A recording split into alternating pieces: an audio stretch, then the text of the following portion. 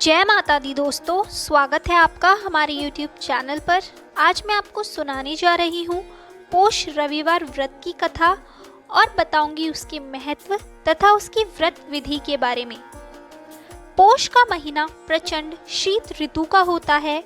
इस महीने सूर्य की उपासना, वह भी विशेषकर रविवार को करने से उपासक का तन मन और भाव तीनों की शुद्धता हो जाती है।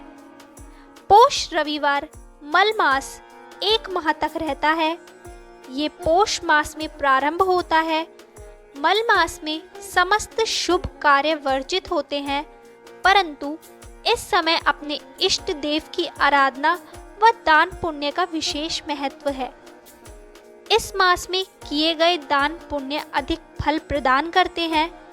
मल मास में शुभ कार्य नहीं करने चाहिए, जैसे यज्ञ, तीर्थ यात्रा, देव मूर्ति स्थापना की प्राण प्रतिष्ठा, यज्ञ पवित्र संस्कार, विवाह, गृह प्रवेश, वास्तु पूजा, कोई भी मांगलिक कार्य नहीं करते हैं। इस मास में प्रतिदिन घर की महिलाओं को प्रातः स्नान आदि से निर्वित हो भगवत गीता का पाठ करने से सारे कष्ट दूर हो जाते हैं।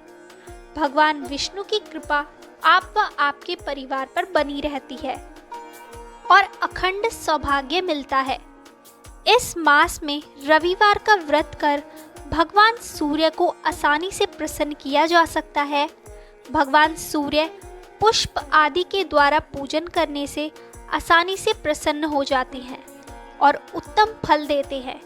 यदि इस रविवार को व्रत करने वाला भगवान सूर्य नारायण की आराधना में तत्पर रहे तो संतान आज्ञाकारी होती है तथा माता पिता से अधिक स्नेह करती है और संतान का तेज सूर्य के समान बढ़ता जाता है। प्रभाव, मान सम्मान, समाज में प्रतिष्ठा मिलती है। आइए अब जानते हैं रविवार व्रत की विधि। पोष रविवार के दिन अलूना भोजन करें, सूर्य भगवान की आराधना करें। दिन में 3 समय सूर्य को अर्घ्य प्रदान करें। इस दिन छाछ नहीं बनाएं। महिलाओं को सिर नहीं धोना चाहिए, तेल नहीं खाना चाहिए, नीले वस्त्र नहीं पहनने चाहिए, पूजा करके कहानी सुननी चाहिए। तो आइए अब करते हैं पोष रविवार व्रत की कथा को प्रारंभ। एक साहूकार था, उसके कोई बच्चा नहीं था। एक दिन वह सुबह के समय घर के बाहर गया तो उसने देखा कि एक किसान खेत में दाना डालने जा रहा था। साहूकार को देखते ही वो वापस लौट गया और बोला कि आज तो शगुन अच्छा नहीं हुआ। जब साहूकार ने यह सुना तो उसका मुंह उतर गया।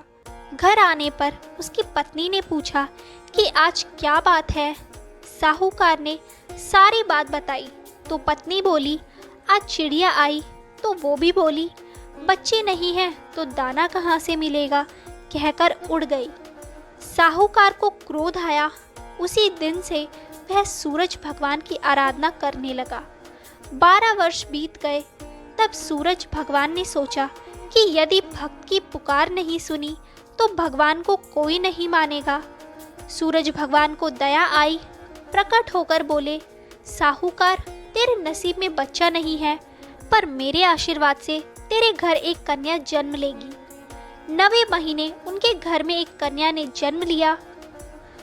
जब नायन नहलाने आती तो कन्या हंसती मुस्कुराती। कन्या के मुस्कुराने से हीरे मोती गिरते।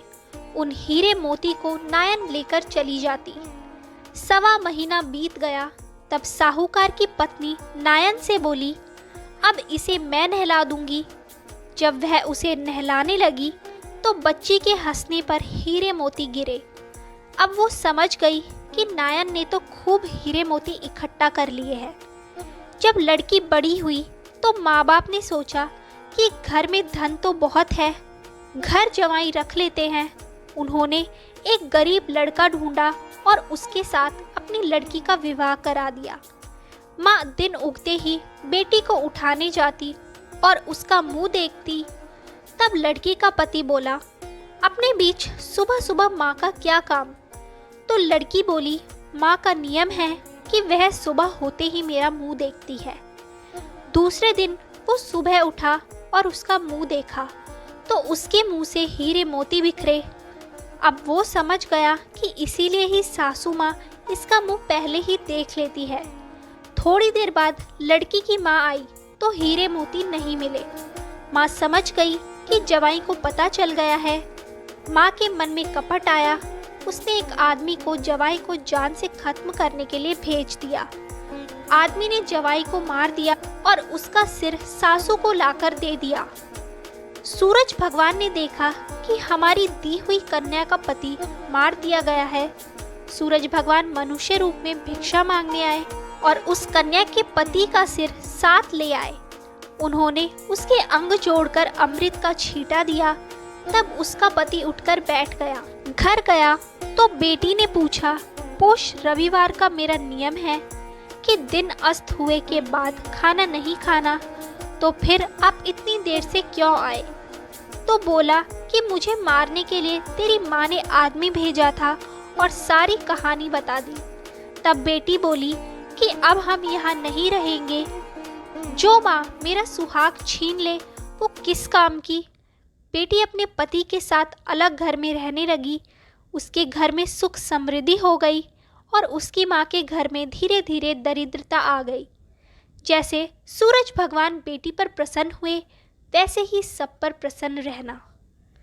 उसने अपने परिवार, पुत्र पौत्र के साथ जीवन व्यापन कर अंत में सूर्य लोक में स्थान प्राप्त किया। बोलो जय सूरज भगवान की। तो दोस्तों, ये थी पोष रविवार व्रत की कथा, उसका महत्व तथा उसकी व्रत विधि। आपको ये कथा कैसी लगी हमें कमेंट करके ज़रूर बताएं। अच्छी लगी हो तो हमारे चैनल को सब्सक्राइब करें और शेयर करना ना भूलें।